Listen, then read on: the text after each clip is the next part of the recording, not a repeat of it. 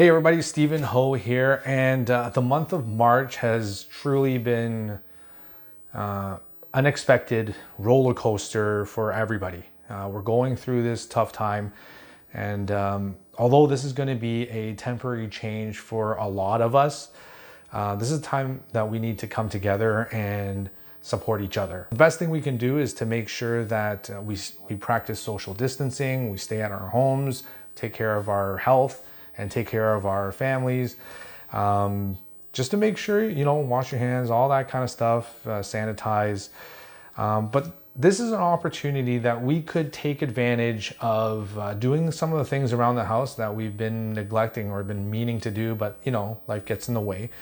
So try and get some of those little DIY projects that have been on your list that haven't had the opportunity for you to take advantage of. Another thing is that, the government's been really trying to help out and step in and support us in this time of crisis. There's a lot of daily changes and implementations, so make sure you're aware of all the programs that they are offering.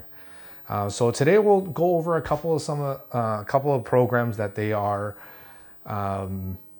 offering to the citizens of Canada. For example, they're bringing a lot of financial, I'm sure everyone's heard about it, because of this virus. They're providing up to like $27 billion to support Canadian workers and businesses.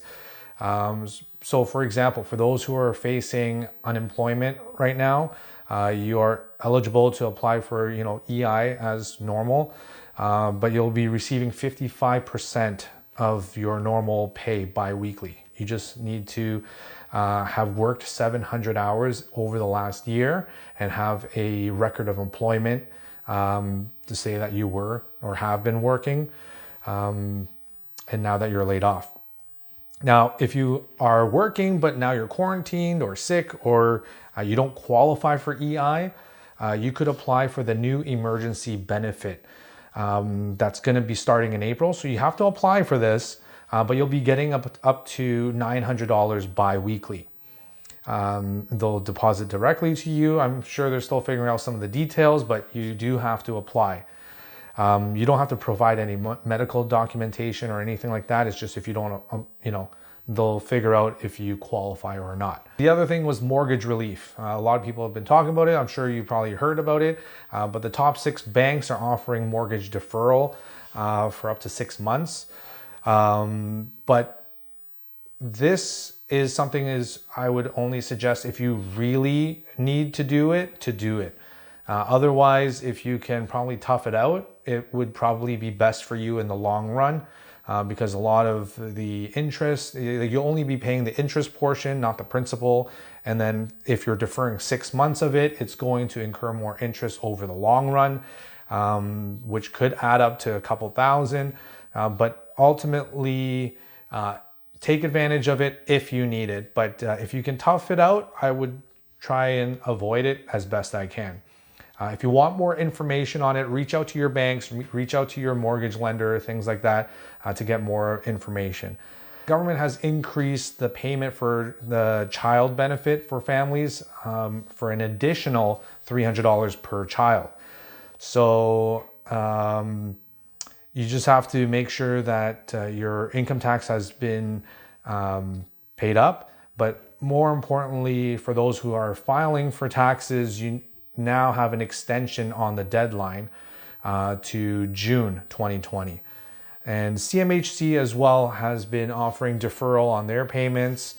But at the end of the day, these guys are going to give you the relief, but at the same time, they're going to charge you for it. So as long as you're aware of that, for that current relief, that might be worth it for you. For those who have lower income than average, like students, the government's going to give you 6 months free, interest-free period for any of those student loans. The government is reducing the required minimum withdrawal for RRSPs for seniors up to 25%. $200 million has been provided for community resources for homeless shelters, transition homes, things like that for social work. and $305 million has been provided to the Indigenous community support.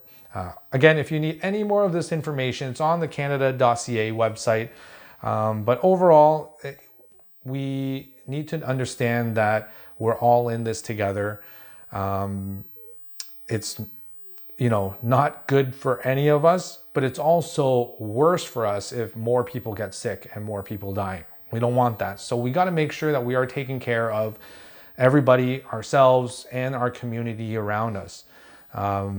Because if we don't all do it, it's going to drag on much longer. So ultimately, what we can do right now is stay positive and give yourself the proper care right now. Maybe some me time, because we're so busy with our daily lives that we get caught up and neglect some things. So it's a good time to reflect, a good time to work on ourselves, give us the proper care that we need. Talk to those people around us, the video chats, positive support with each other. And I'm confident that we're going to be back on our feet sooner than later. But currently, let's just take care of ourselves and our families, and ultimately keep yourself busy during this time. So that's all I got. Comment below. Let me know what you're going to be doing during this time. If you want to work on certain things with your house, your life, your family relations, anything like that. And until then, we'll see you next Wednesday.